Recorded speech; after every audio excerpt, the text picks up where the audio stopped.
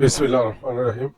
আমরা আজকে যে বিষয়টা নিয়ে কথা বলবো এটা হচ্ছে আমাদের নাইস 3000 মাদারবোর্ডের পাসওয়ার্ড রিমুভের কাজ।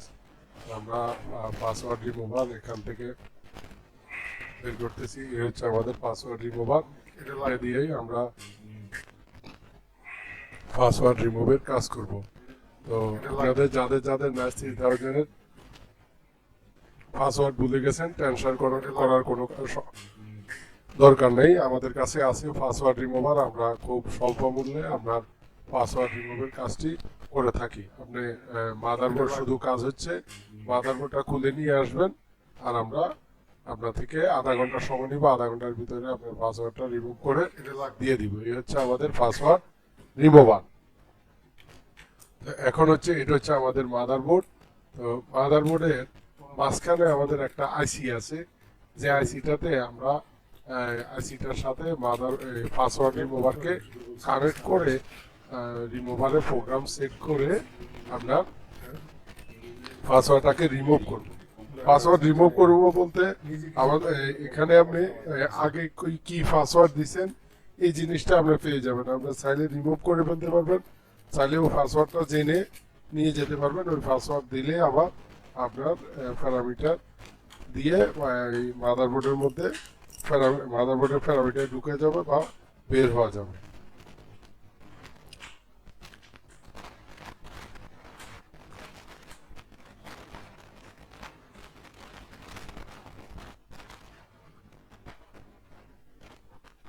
এই যে দেখুন, আমরা এখন পাসওয়ার্ড রিমুভারের মধ্যে পাওয়ার কানেকশন দিলাম। হ্যাঁ, এক পাশে পাওয়ার কানেকশন দিলাম, আর অপোজিশন পাশটা আমরা এটা মাদারবোর্ডের ওই যে মাঝখানে এই যে আইসিটা আছে এটাতে আপনার কানেক্ট করে দিব। তো এখানে আমরা প্রথম অবস্থা আপনারা দেখছেন যে আমরা আইসিটাতে কিছু একটা ঘষাঘষি করছি। এটা হচ্ছে আমরা জানি যে এভাবে সার্কিটের উপর একটা ইনসুলেশন লেয়ার দেওয়া হয়। ওই লেয়ারটাকে আমরা সিজ পেপার দিয়ে ঘষে লেয়ারটা সরিয়ে নিলাম যেন কন্ট্যাক্টটা নর্মালি পাওয়া যায়। এই কারণে আমরা লেয়ারটাকে সিজ কাজ দিয়ে ঘষে এখন হচ্ছে আমরা পাওয়ার কানেকশনটা নিলাম।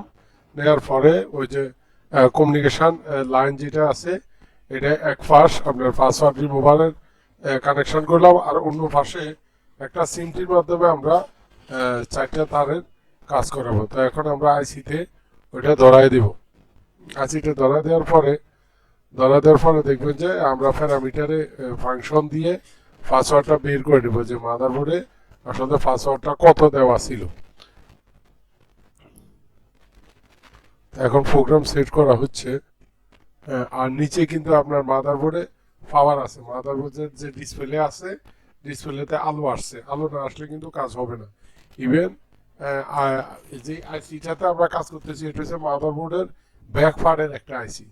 এটা আমরা যতদূর বুঝতেছি যে এই আইসিটাই হচ্ছে মেন পাসওয়ার্ড দেওয়ার বা নেওয়ার বা প্যারামিটারের কমিউনিকেশনের কাজ।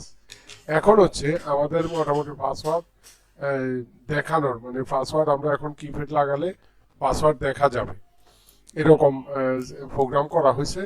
এখন আমরা কি করলাম, মাদারবোর্ডের পিছনে যে তিনটা পোর্ট আছে, আমরা জানি মাদারবোর্ডের পিছনে তিনটা পোর্ট আছে রেবনের মাধ্যমে কানেকশন। তো ওই একটা রেবনে আমরা কি করলাম 24 ভোল্টেজ দিয়ে দিলাম। 24 ভোল্টেজ দিয়ে দিলাম। দেওয়ার পরে এখন দেখেন আমাদের যে প্যারামিটার কিপ্যাড আছে ওই কিপ্যাডটা আমরা কানেকশন করতেছি। তো কিপ্যাডটা বারবার পাওয়ার সেটে দিচ্ছে দেখে দেখা লাগতেছে বারবার।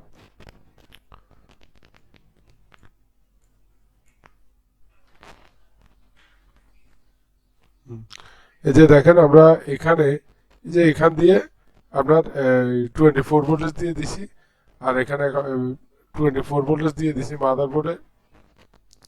আর এখন আমরা এখানে নর্মাল কিপ্যাডে ঢুকার জন্য আমরা জানি 0551 দিলে হয়।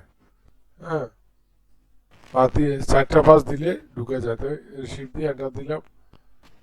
এখন হচ্ছে অ্যাপ, দেখেন আপনারা খুব স্লোলি দেখেন এফ তে যাব।